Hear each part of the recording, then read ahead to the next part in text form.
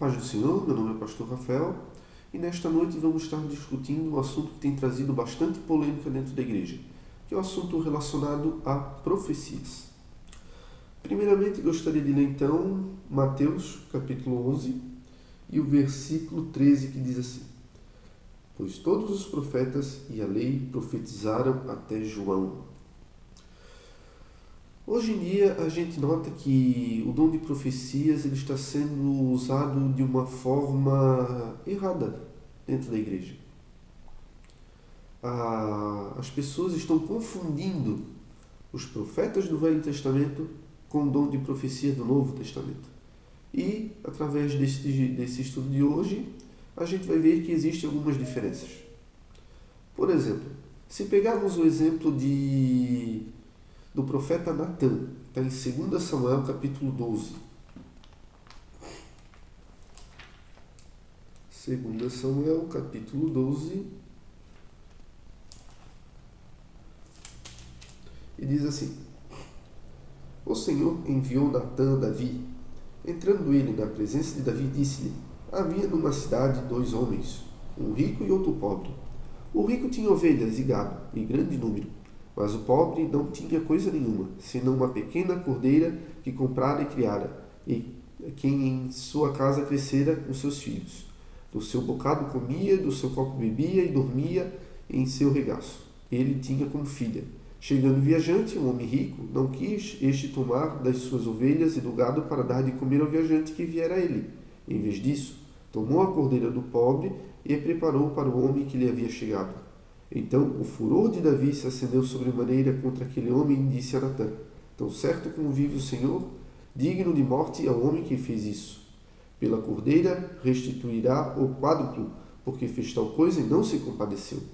Então disse Natã a Davi: Tu és este homem, assim diz o Senhor, o Deus de Israel. Eu te ungi rei sobre Israel e eu o livrei das mãos de Saul. Dei-te a casa do teu Senhor e as mulheres do teu Senhor em teus braços. Também te dei a nação de Israel e de Judá. E se isto fosse pouco, te acrescentaria muito mais. Porque desprezaste a palavra do Senhor, fazendo mal diante dos seus olhos. A Urias, o Heteu, mataste a espada, e a sua mulher tomaste por mulher. E ele mataste com a espada dos filhos de Amon. Aqui a gente nota então o clássico conto bíblico do rei Davi, que ele mandou matar Urias para ficar com sua mulher, que era Betseba. E então o profeta Natan foi enviado por Deus para então denunciar o pecado de Davi. E foi exatamente o que ele fez. Outro exemplo que a gente pode ver também está em 1 Reis capítulo 18. 1 Reis capítulo 18.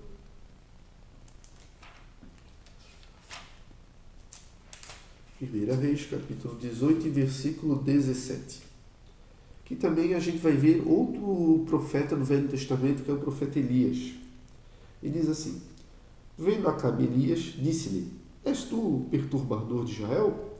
Respondeu Elias: Eu não tenho perturbado Israel, mas tu e a família de teu pai deixaste os mandamentos do Senhor e seguiste aos Balaíns. Aqui então a gente vê a história do profeta Elias e de Acabe, onde Acabe foi um péssimo rei de Israel, fez tudo de errado, e quando ele se encontrou com o profeta Elias, ele perguntou: Elias, é tu o perturbador de Israel? E então o profeta Elias disse: Não sou eu, mas sim é tu e a tua casa. Ou seja, ele denunciou o pecado de Acabe. Outro exemplo que a gente pode ver também está lá em Marcos capítulo 6. Marcos, Evangelho de São Marcos, capítulo 6.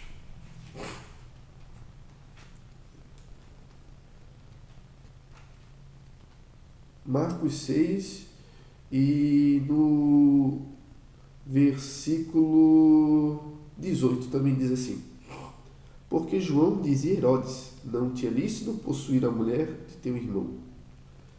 Também aqui a gente nota então que João Batista ele denunciava o pecado do rei Herodes, que ele tomava a mulher de seu irmão. O que a gente nota com isso então, nesses 3 exemplos, de Natã, de Elias e de João Batista? Que eles denunciavam o pecado. Então, naquele tempo, os profetas de Israel, os profetas do Velho Testamento, tinham como princípio denunciar o pecado. Agora, na igreja de hoje em dia, com o Espírito Santo, as coisas mudaram um pouco. Quem é que denuncia o pecado hoje? Podemos abrir então em João, capítulo 16. João,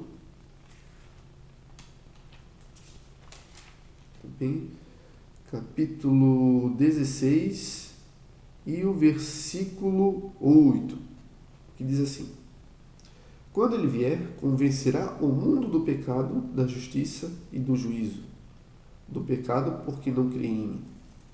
Aqui então Jesus está falando do Espírito Santo de Deus, que seria o próximo Consolador.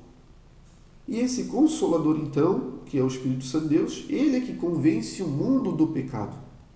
Ou seja, o pecado agora não é mais denunciado por profecia, mas sim cabe ao Espírito Santo denunciar o pecado. Muito bem, essa é uma grande diferença. Agora, se nós abrirmos a palavra do Senhor em 1 Coríntios capítulo 14 e no versículo 3, vamos ver então para que serve o dom de profecia nos dias de hoje, que diz assim, 1 Coríntios 14, 3.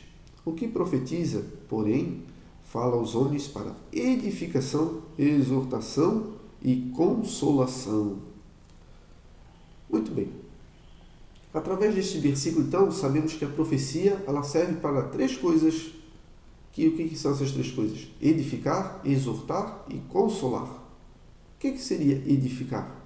Edificar serve, então, para construir a nossa vida espiritual.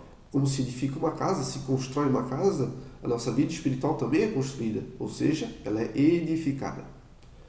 E também exortar. O que é exortar? É animar, é fazer com que a pessoa vá para frente, não desista, é animar a pessoa.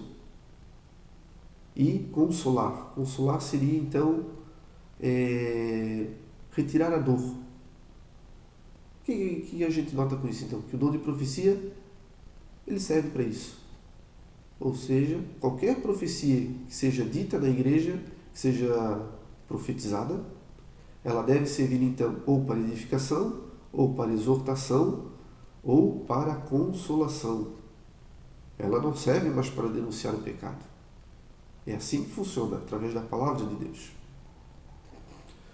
Lembro-me uma vez que aconteceu de um irmão que era líder de jovens, e então apareceu um outro jovem, desconhecido da igreja,